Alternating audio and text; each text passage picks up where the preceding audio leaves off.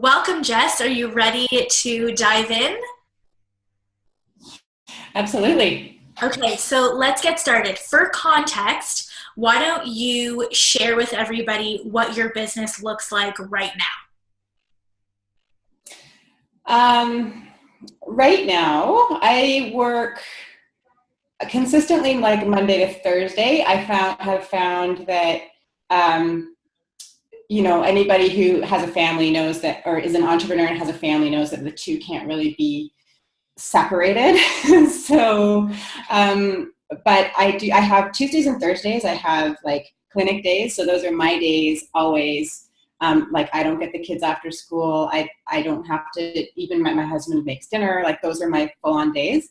And then Mondays and Wednesdays, I work at home, but I'm done at 3 when my kids come home. So it's sort of like, I know I have that. I'm mom after 3. And then I realized that I needed a flex day in there. So Fridays are my flex days. And, that's when I just like take care of whatever needs to be taken care of. And then on the weekends, I'm with my kids. So really it's like, I guess it's a Monday to Thursday thing. I do about when I actually planned, this is maybe getting ahead, but when I actually looked at the hours of the week that I had available, I realized pretty quickly that I needed to like scale things and and make better use of my hours because there really weren't that many. So I do about half of my revenue comes from online stuff, and about half is like one-on-one clinic-based stuff. So share a little bit about the clinic, because that's what we're going to be talking about today. I know that there's a lot of nutritionists and health coaches and naturopathic doctors out there who are watching who are thinking, how do I build a practice in a clinic and have the side hustle of the online gig? So share a little bit, describe what the clinic looks like, who it's for, and what you do in the clinic. Well, I started clinic-based, one-on-one, because that's kind of like the model that you leave school and you're like, oh, I'm just going to do one-on-one, right? And so I was familiar, and it was what I was used to. And I quickly figured out, like I just said, that the numbers just don't add up. Like there's just not enough hours in a day. I can't charge enough for my time. It's exhausting. It's so depleting when you're like doing the one-on-one thing. And but I'm sticking with it because I love the clinic that I'm at. It's an interdisciplinary clinic. There's about 15 of us here, and I love the collaboration. We do a lot of internal referrals. I learn a lot from them, and I can teach them a lot. So there's a lot of, it's just, in terms like of a professional well-being, or a sense of like, I just really enjoy being here. Yeah. Because it's so easy as an entrepreneur to be like, in your own head and isolated and stuck behind your computer and stuff. So even though I don't make as much money when I'm at the clinic, I still love it here. So I'm keeping that as part of my business. And what do you specialize in? I specialize in children and nutrition for children, particularly children with neurodevelopmental issues. So a lot of ADHD, autism, a lot of mental health problems, issues, depression, anxiety, outbursts, aggression, that kind of thing. I do a little bit of feeding babies still because it always kind of tracks back to that. Less and less prenatal, but a little bit of prenatal. So mostly it's helping the parents figure out a strategy for their kids. And I want to touch upon this strategy for just a minute because I know that it's evolved over time. You and I go way back, and I've been able to see the growth of your practice and of your business. How has having a system, a way of creating protocols and helping these families, how has that helped you to leverage yourself to now be in the position where you're getting referrals from medical doctors and other types of sort of interdisciplinary practitioners? Yeah, it's been absolutely critical. And if there's one thing I would do I don't know if I would say do over again because it kind of evolved as it was supposed to, but having a system is so important. it makes things more clear in my mind. So I already, first, and you can't have a system unless you have a niche, right? So knowing the kind of people who are going to walk through the door and already knowing what their main concerns are and what their main issues are and what their main needs are, and developing a protocol around that. And it's not a protocol in terms of like it's always the same, but the way I talk about it with my clients is that I've got these buckets of information, and as we're talking and as they're telling me their story, I put them into those buckets, and there's 4 of them, and I can help them understand what we're doing and why we're doing it by framing it with those buckets of information. And it just, I work with busy parents, and they are already overwhelmed and maxed out when they get here. And it needs to be simple. It needs to be simple for them. And if it's not simple for me, then it's not going to be simple for them, because it's going to, my confusion is going to, translate into theirs. So I have to be really clear. I have to have a really clear system so that I can translate it to them so that they don't feel overwhelmed. Does that make sense? So it's been absolutely critical to like, just on a client success level to have that. And then in terms of getting those referrals, so you said you get a lot of referrals from the clinic that you're at. Can you share a little bit about the people that are sending you clients now and how that happened? I think that's what people really want to know is like, how do I get referrals from doctors? How do I get referrals from naturopaths? Like, how do I do that? So if you can share a little bit about what that's been like for you. I think what's really important is to just have a clear message and like to really define who you help, how, and why.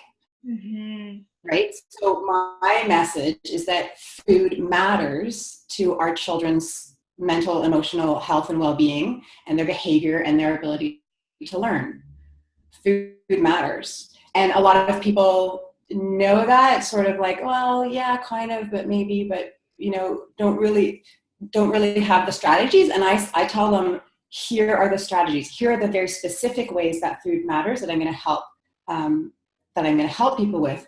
And then whenever I go and meet people and do networking, and networking has been really important, reaching out to people, it's that go-giver mentality to be like, this is how I can help you. This is how I can save you time. This is how I can help you with patient compliance and success rates. And I haven't met anybody who doesn't appreciate that yet, right? So I have a referral network. I've got a couple medical doctors and naturopathic doctors, psychologists, psychotherapists, some people who do like body work, who work with the same population as me, but understand that their piece is just one part of a therapeutic model. And everyone kind of gets that food has a role there somewhere, because it's kind of intuitive to know that what you eat matters for people who are like practitioners here, right? But they don't necessarily know how to translate that into practical application. So for example, I have a doctor who sends me people, and he's all about diet, not all about, but he feels like if you don't get the diet piece under control, he can't do anything, basically, right? He's like, the stuff that I do, in his words, the stuff that I do is going to be more effective and more useful if you get the diet piece, under control first.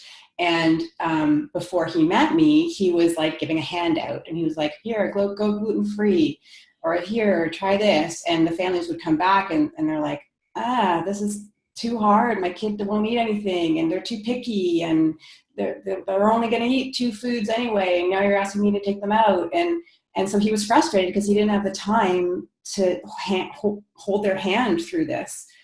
And so when he met me, he was like, where have you been? And that was a real lesson to me, because I'm like, where have I been? Well, I've been kind of hiding because I didn't really feel confident to reach out. And so I was like, oh, okay, where have I been? Here I am. And that gave me some confidence to tell more people, like, here I am. I have this specific thing that I can help you with. Yeah, I think that's a real, so you said a couple things that I want to just dive a little bit deeper into because I know that getting referrals is a phenomenal way to grow your business. And I've said it before and I'll say it again. It is much easier to grow an audience, to grow a list, to grow a practice off the internet than it is to grow on the internet. And I bet people are wondering, like, how did you approach that doctor? Like, what was it, which I'll get you to comment in a minute, but what was it that you actually did? Like, did you give them a brochure? Did you, like, what were the tangibles? And how did you actually, get into working with doctors? But the one thing that I want to just comment on and unpack before you share what, like, the actual strategies that you did, was the fact that you went in with a go-giver mentality and you were then able to identify how to help them and not how to be a hindrance to them and to add more pressure onto their life. And I think that's really key. A lot of people make the mistake when they go and ask for referrals. They're meeting with nurse practitioners or naturopathic doctors or chiros or medical doctors. They're like, here's my stuff, refer your patients to me, refer, it's all about me, it's all about me. And they're not coming in with open arms and saying, I know you're super busy, so here's what I can do to help you. Would you like that? And it's such a role reversal if you go in with open arms and say, I will provide you with content every week. I will answer all of your patient nutrition questions. Just send them to me without a charge, even just to be that go-giver, to earn their trust, to get their foot in the door. If you approach a medical doctor and say, I'd love to come in once a week and do a nutrition seminar in your waiting room, they're not going to say no, right? Like, they're not going to say no to that. So I love that you said that you went in with, like, open arms and being a go-giver, because that's what it takes. So why don't you share, like, because I know people are going to be like, but what did you say? What did you do? What form did you give them? How did you make that first connection with that medical doctor, and what did you actually do? Okay, well, it's an interesting story because I learned a lot from this story. And before I tell you the story, I wanted to pick up on something that you said. One of the things that comes over and over in our relationship is saving him time. Because I've like, well, why don't I shoot a quick video? Like, this is a doctor, like, he's an older guy and he's like not super savvy with online stuff. I'm like, I'll shoot it. Just send your people there. And he's like, oh my God, I like send them to this video on gluten-free, casein-free diets. He's like, oh, that just saved me so much time. Right. So yeah, saving people time is pretty important. So I think I actually came across, I wrote a letter, about maybe sometime in like mid 2016, I wrote this letter, and it was like, and I knew I was going to send him a copy, and like I picked a few key people that I wanted to send it to, a few key naturopaths and medical doctors and at that point, I should say, like, building up to that point, I was in the same place that all of us are, of just like, I don't know if I know enough. I don't know if I'm of enough value. I'm just a holistic nutritionist. Like, I had a bit of a complex about it. And then finally I was like, okay, screw this. I'm going to do this. I have something to give. And it was as I was writing my book, because the process of writing my book helped me define my process. And that's a whole nother story for another time. But as I was doing that, I was like, okay, I have a thing. This is what I have to offer. So I wrote this letter explaining, what I have to offer. Sent it off to about, I think, 5 or 6 different people. Just a letter with all my stuff on it. And then I flipped out, and then I freaked out. I was like, because I knew that I needed to follow up. I knew that, like, I needed to send it. They probably wouldn't get it. I needed to call. I needed to, like, ask for a face-to-face. And I knew, like, I was going to need to really push my boundaries, but I didn't, because I was like, oh shit, like, now I have to actually, so I let it sit.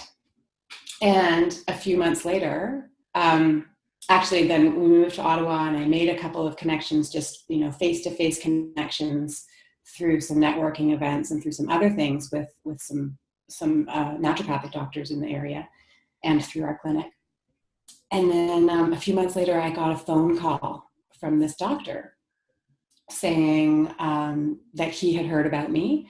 He had visited my website and he was looking for someone like me, and would I be open to working with him? And I was like, oh my God. And he never got my letter.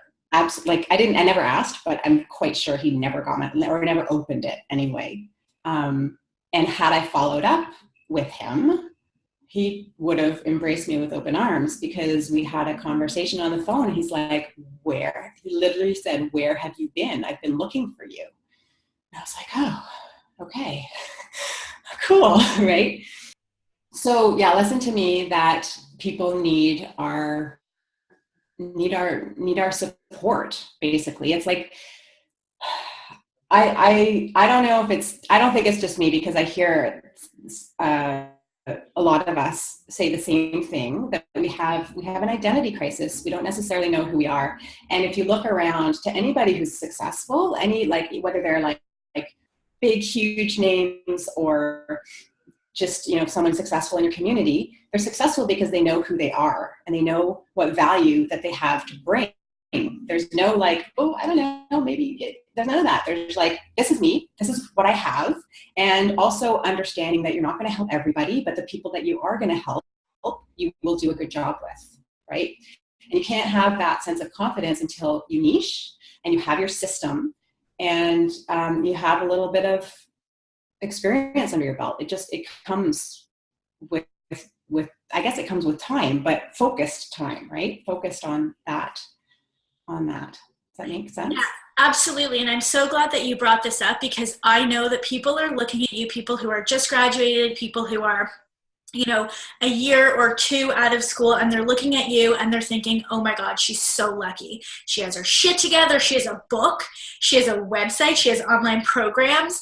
And you and I know each other very well. And it's funny because I know that you would laugh because you think, no, I don't. Like, I don't have my shit together, right?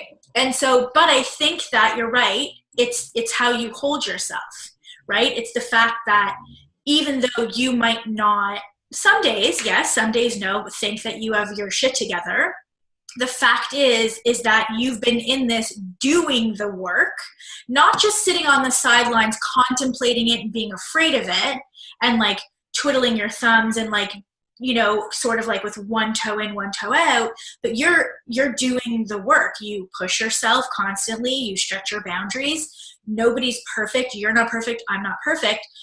But I know people are looking at you like, oh my God, she is successful. She has her shit together.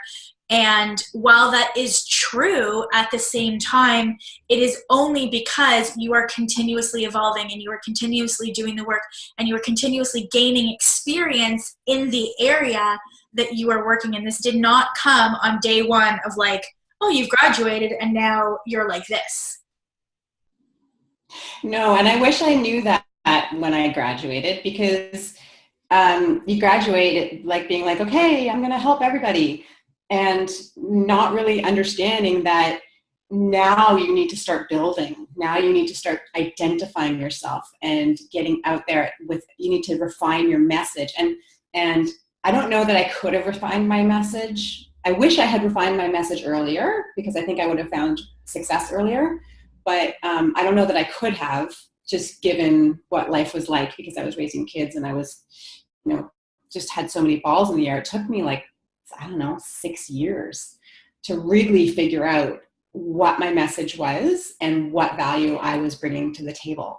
And it's still evolving. And I think like, there's no there, right? There's no like, oh, I wish I was there, or I can't wait until I'm there. Like there is no there, because you're always where you are. And it's just a process. It's just a process. And everybody who is there wishes that they were there. It's an elusive something in the future that is not attainable. So stop reaching for it. Just know where you are and keep refining. Like I always have the image of like a block and you're like chipping away at the block, trying to figure out what shape it's going to be. Yeah. And some people know ahead of time what shape it is going to be at the end, and some people haven't a clue, and it's the process of refining and trying to find the shape until you're like, oh, there it is, cool, okay. And it's a never-ending process. It's always going to evolve. Yeah, absolutely. And I'm so glad that you shared that. And I know that some people just took a big gasp when you said 6 years, and they're like, oh my God, it's going to take me 6 years to find my message. No, that's not true. But the more comfortable you are in your own skin, the more experience you have, the easier it is for you to really narrow it down, and it becomes a lot more clearer to you. I think the more experience you have, it becomes a lot more clear. So let's finish up with the final question. Knowing what you know now, if you could have a do-over, what would you do differently, if anything? Well, gosh, there's some things that I wish had happened earlier, but like I say, like, I don't know that they could have, because my family is really important to me, and I made a very conscious decision not to put them on the side in favor of my business. And I want to be home for them at 3:00, and, you know, I want to spend time with them and stuff. So I realized that I actually couldn't do what I'm doing without my kids, because they have been my biggest teacher. And in terms of feeding children, like, I couldn't do this without being a mom.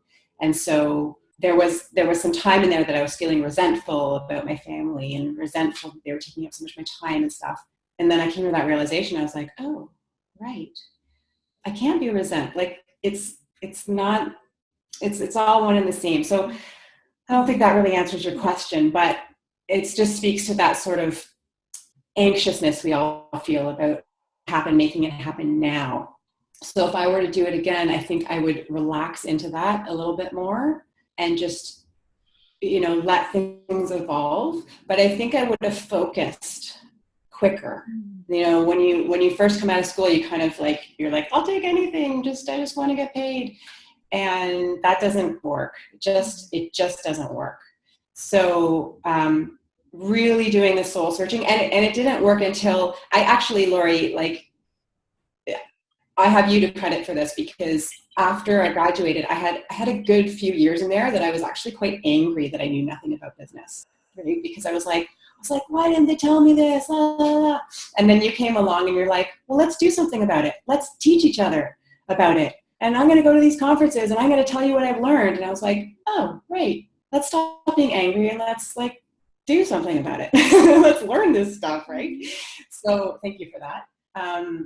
But one of the things I learned, you know, once you started teaching this stuff is, like, you really need to know who you are and who you're helping and why you're doing this, because there are days when you just want to throw in the towel, and I have those days regularly.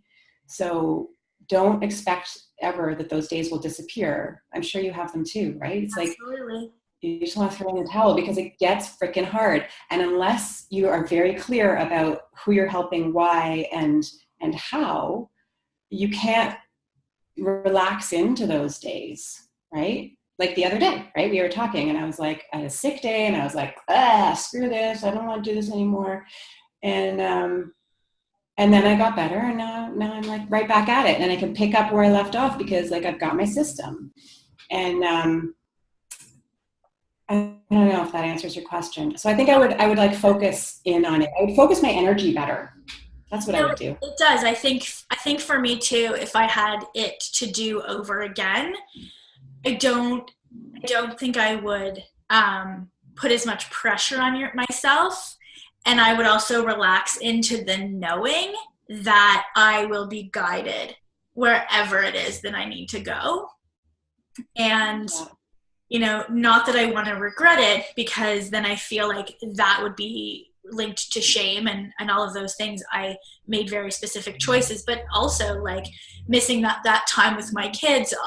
You know, it's that battle of where to spend your time. And I think that's something that never ends. And so I appreciate you very openly sharing what this process has been like for you and what this journey has been like for you, and just, what your business looks like now, how it's some clinic and some online, and that's very satisfying for you, and it doesn't have to be all or nothing. And I think the big takeaway really is to remind yourself that you have a message to share. You are there to play a supporting role to the other practitioners who are literally out there looking for you. And you never know where that's going to take you. So you might as well just get over yourself and put yourself out there and just ride the wave. So I really appreciate you sharing, and I'm sure you're going to get a lot of questions and a lot of private messages. And so we'll have links where you can reach Jess and get her book and learn more about what she does. So thanks everybody for watching, and we'll talk to you again soon. Thanks again, Jess. Thanks so much, Lori.